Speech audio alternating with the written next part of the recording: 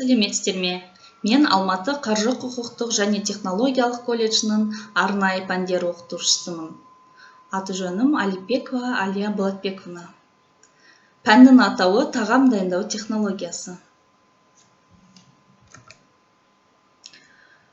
Үй тапсырмасын тексеріп алайын алдымен. Ірі кесектеп қуырылып буда пісірілген еттен тағам сірне. Орындаған білім алушы Маткерім Анель.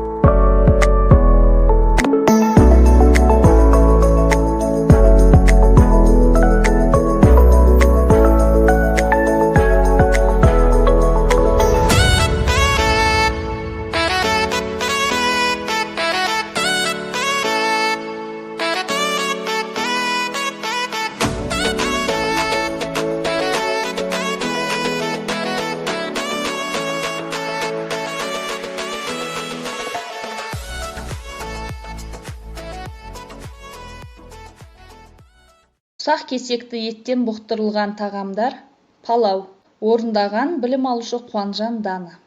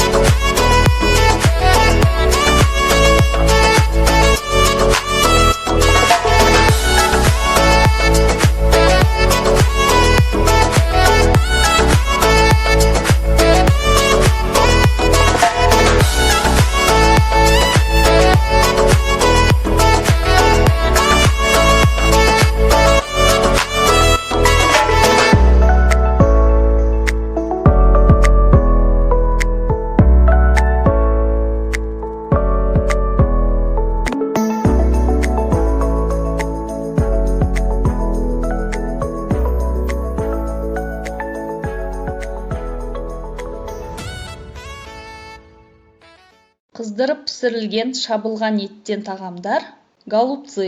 Орындаған білім алушы Серік Әділ.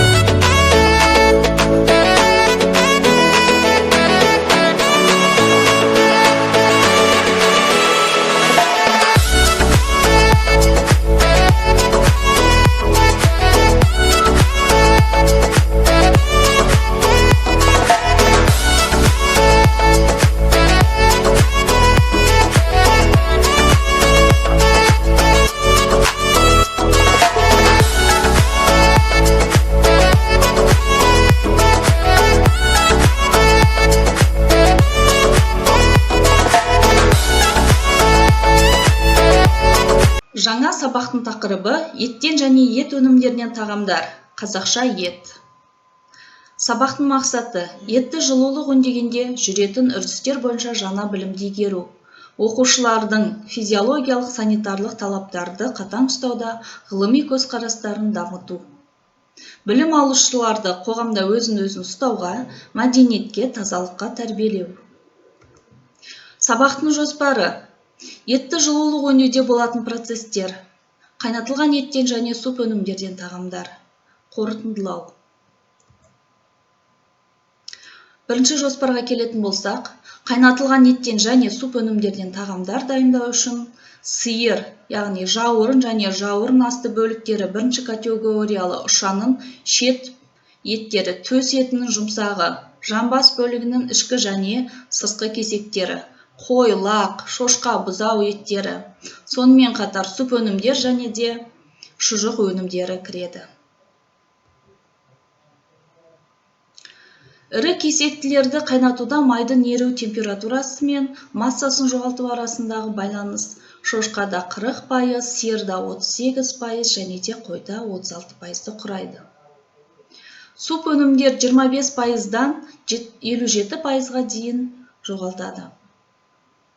Ет және ет өнімдерінен әртүрлі қайнатылған, жіберіп алынған, қуырылған, бұқтырылған және де қыздырылып пісірілген екінші тағамдар дайындауға болады.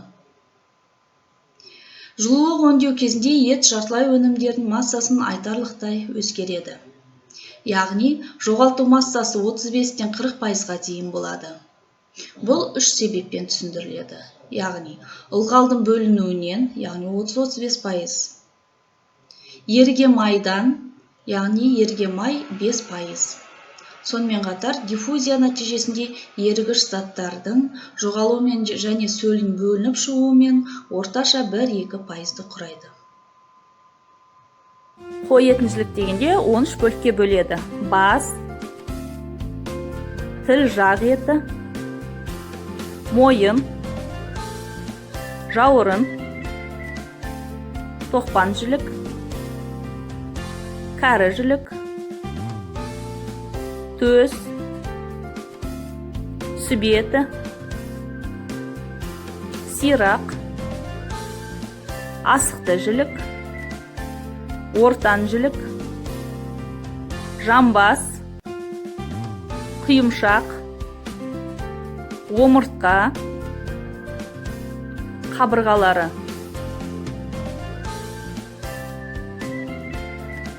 Табақ тарту түрлері. Бас құда табақ. Бас, жамбас, кәрі жілік, белдеме, сүбе, құйрық. Сый табақ. Бас, жамбас, кәрі жілік, бел, омыртқа, сүбе, құйрық. Орта табақ. Жамбас, ортан жілік, белдеме, кәрі жілік. Құдағи табақ. Жақ, ортан жілік, тоқпан жілік, омыртқа, сүбе, құйрық. Күйеу табақ. Төс, асық жілік, ортан жілік, сүбе, омыртқа. Қыз табақ. Асық жілік, тоқпан жілік, бел, омыртқа, сүбе, құйымшақ, құйрық. Бала табақ. Асық жілік, жауырын, ортан жілік, қабырға.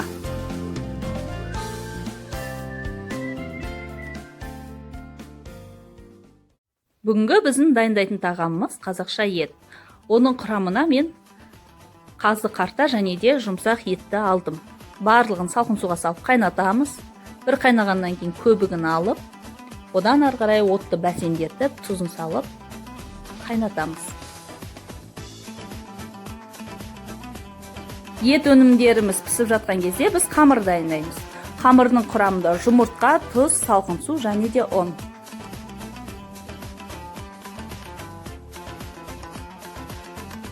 Ии қанған қамырды жұқалап тұрып жаямыз.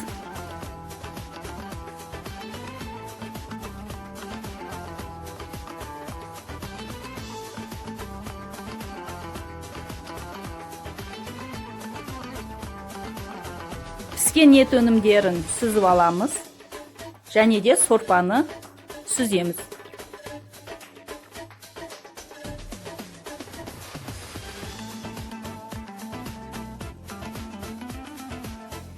Енді тұздық дайындаймыз. Оған бізге бас пияз, қарабұрыш және де лавр жапырағы кетеді.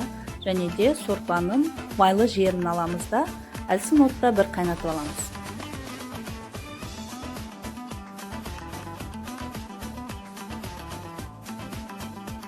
Қамырды пісіріп аламыз және де оны бір қайнағаннан кейін сүзіп аламыз. Және қамырдың арасы жабысып кетпес үшін оған тұздықты салып, араларына майлы тұздықтан жібереміз. Салқындатылған ет өнімдерін әдемі пішінде кесіп, және де дайын қамырдың үстіне әсемдейміз.